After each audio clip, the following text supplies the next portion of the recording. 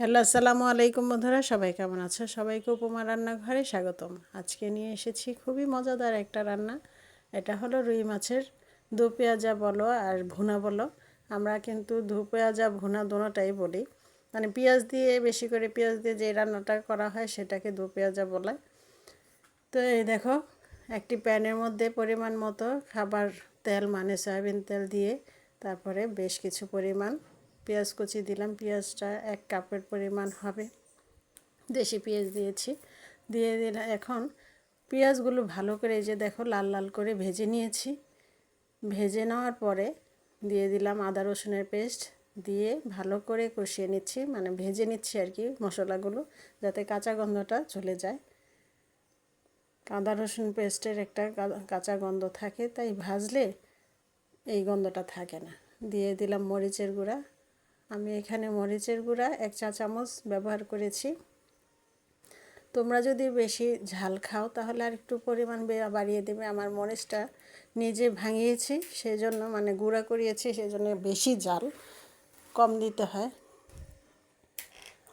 এই দেখো, পানি দিয়ে দিয়েছি, পানিটা স্কিপ হয়ে গেছে বন্ধুরা, মশলাটা যাতে পুড়ে না যায় সেই জন্য পানি দিয়ে দিয়েছি। এটা ভিডিও হয় নাই, দুঃখিত। এখন দিয়ে দিলাম হলুদের গুঁড়া। হলুদের গুঁড়াটা দিয়ে আবার ভালো করে নেড়ে চেড়ে নিচ্ছি। মশলাগুলো সব একসাথে মিশিয়ে নিচ্ছি।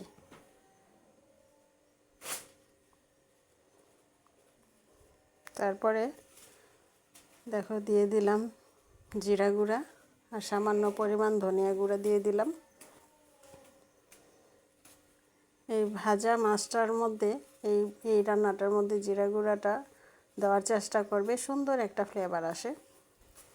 অনেকে জিরা গুঁড়া পছন্দ করে না, আমাদের কাছে কিন্তু খুবই ভালো লাগে। মাছের মধ্যে ভাজা মাছ যখন রান্না করে এভাবে ভুনা, তখন একটু জিরা গুঁড়াটা দিয়ে থাকি। এখন সামান্য পরিমাণ পানি দিয়ে আবার একটু কষিয়ে নেব। যে কোনো তরকারি ভালো করে কষালে কিন্তু মজাই আলাদা হয়। এই দেখো আমার কষানো হয়ে গেছে, তেলটা কিন্তু মোটামুটি ভেসে উঠেছে মশলা থেকে। আর মাটির চুলার রান্নার স্বাদ কিন্তু অন্যরকম। আজকে তোমাদেরকে মাটির চুলা রান্না করে দেখাচ্ছি। আমার মাটির চুলাগুলি খুবই ভালো লাগে রান্না করতে, এতদিন দেখাইনি, প্রায়ই কিন্তু আমি রান্না করি এই মাটির চুলার মধ্যে। এখন বেশ কিছু পরিমাণ পানি দিয়ে দিলাম, মানে ঝোলের জন্য। এখন ফুটে উঠেছে ঝোলটা।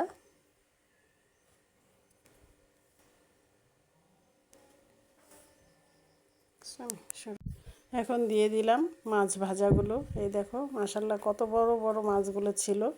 এই মাথাগুলো আমার ছেলে আর আমার হাজব্যান্ড খেতে খুব পছন্দ করে, তাই ওদের জন্য মাথাগুলো আস্তে দিয়ে দিলাম। আর কয়েকটা ছোট ছোট টুকরা দিয়ে দিলাম, মানে পরিমাণ আমাদের সাইজ মতোই, খাওয়ার পরিমাণ মতো আমরা সাইজ করে নিয়েছি মাছটাকে। এই দেখো দিয়ে দিলাম সবগুলো টুকরা। তো আমরা সবাই একসাথে মিলেমিশেই খাওয়া দাওয়ার সময় খেয়ে থাকি। এটা অবশ্য দেখানো হয় না কখনো, একদিন দেখাবো তোমাদেরকে। এখন সবগুলো মাছ আমি দিয়ে দিলাম। এই দেখো আমার রান্না কিন্তু হয়ে গেছে। এতক্ষণ পর্যন্ত আমার রান্নার সাথে থাকার জন্য অসংখ্য ধন্যবাদ।